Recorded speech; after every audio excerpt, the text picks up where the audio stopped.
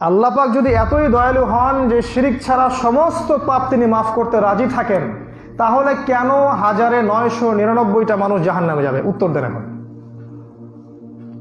এটা ভ্যালিড প্রশ্ন না? ভালো প্রশ্ন না এটা? আল্লাহ পাক যদি এতই দয়ালু হন, যদি ঘোষণা করলেন শিরিক ছাড়া যে কোনো পাপ আমি যাকে ইচ্ছা মাফ করে দেব। হাদিস আল্লাহ পাক বলছেন, হে আদম সন্তান, আকাশ জমিন সমান পাপ নিয়ে যদি আমার সাথে সাক্ষাৎ করো, আমি তোমার সামনে আকাশ এবং জমিনের সমান ক্ষমা নিয়ে সাক্ষাৎ করব। শিরিক তোমার আমল নামায় না থাকলে আমি তোমাকে মাফ করে দেব। তোমার আমল নামায় শিরিক না থাকলে আমি তোমাকে মাফ করে দেব ইনশাআল্লাহ। যে ব্যক্তি হৃদয় থেকে তাওহীদের স্বীকৃতি দিবে, লা ইলাহা ইল্লাল্লাহ, ইনশাআল্লাহ তাআলা একদিন না একদিন সে জান্নাতে যাবে। তাই যদি হয়, তাহলে কেন 999টা মানুষ জাহান্নামে যাবে? উত্তর বলেন, কি হবে? কে বলতে পারবেন? বুঝতে পারেন নাই?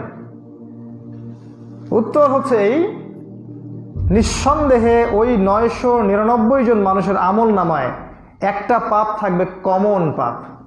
সেই পাপটা কি? এবার বুঝতে পারছেন? এছাড়া যদি অন্য কোনো পাপ থাকতো, আল্লাহ পাক চাইলে কি মাফ করতে পারতেন না? পারতেন। তার মানে বোঝা যাচ্ছে তাদের আমল নামায় মূল কোন পাপটা থাকবে?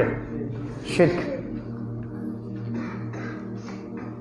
শিরক চিন্তায় হয়, চিন্তার মধ্যে শিরক হয়, আকীদায় শিরক হয়, আমলে শিরক হয়, কথার মধ্যে শিরক হয়, ইসলামের কাছে পূর্ণ আত্মসমর্পণ না করলে শিরক হয়, এবং আল্লাহর হালালকে হারাম করলে শিরক হয়, আল্লাহর হারামকে হালাল করলেও শিরক হয়। শিরক ব্যক্তি পর্যায়ে হয়, পরিবারে শিরক হয়, মসজিদের ভিতরেও শিরক হয়, মানুষকে দেখানোর জন্য নামাজ পড়লে এখানেও শিরক হয়, মাজারে শিরক হয়, নজর মান্যতে শিরক হয়, দোয়ার ক্ষেত্রে শিরক হতে পারে, তাবিজ কবতে শিরক হতে পারে, জাদু টোনায় শিরক হতে পারে, শিরকের ছড়াছড়ি আছে। এমনকি শিরক ব্যক্তি পর্যায়ে হয়, পরিবারে হয়, সমাজেও হয়, শিরক রাষ্ট্রীয় পর্যায়ে হয়। কারণ পরিবারের লোকজন আল্লাহর হালালকে হারাম করে না, আর আল্লাহর হারামকে হালাল করে নেয় না।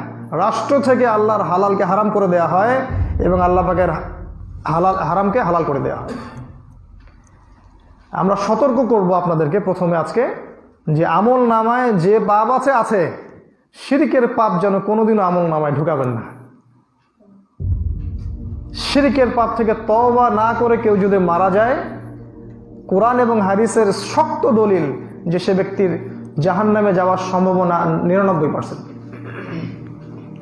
আমাদের নবী মুহাম্মদ সাল্লাল্লাহু আলাইহি ওয়াসাল্লামকে আল্লাহ পাক বলেছেন, লা ইন আশরাকতা, ইভেন তুমি যদি শিরক করো, হে নবী তুমি যদি শিরক করো, লা ইয়াহবাতান্না আমালুকা, তোমার আমলও আমি কিন্তু ধ্বংস করে দেব। সেখানে আমি আপনি কোনো সাবজেক্ট নাকি? আজকে আমি একটা শিরকের কথা খালি বলছি। যদি আপনি কোরআন এবং সুন্নাহকে সমস্ত সমাধানের উৎস বলে মেনে না নিতে পারেন, তাহলে আপনি শিরকের মধ্যে আছেন। আমার কথা কি বুঝতে পারছেন? কোরআন এবং সুন্নাহ সমস্ত বিষয়ের সমাধান, এই কনসেপ্ট যদি আপনার মাথায় পরিষ্কার না থাকে, আপনি আমল করতে পারেন আর না পারেন, প্রতিষ্ঠা করতে পারেন আর না পারেন, বিশ্বাসে যদি না থাকে যে কোরআন এবং সুন্নাহ প্রত্যেকটা বিষয়ের সমাধান, তাহলে আপনি মুশরিক।